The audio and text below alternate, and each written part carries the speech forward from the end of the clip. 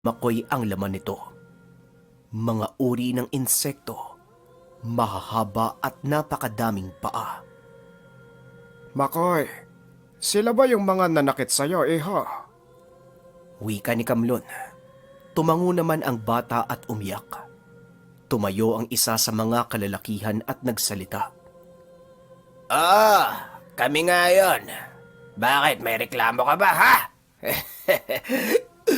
Mukhang hindi mo ata kami kilala. Wika ng isa sa mga lalaki at napangiti naman si Kamlon at tumugon. Mga kaibigan, mukhang ako ang hindi nyo nakikilala. Kaya bibigyan ko kayo ng pagkakataon. Humingi kayo ng tawad sa ginawa nyo. Wika ni Kamlon. Ngunit pinagtawanan siya ng mga kalalakihan. Ang isa ay bumunot pa ng itak at itinutok sa kanya. Yung isa naman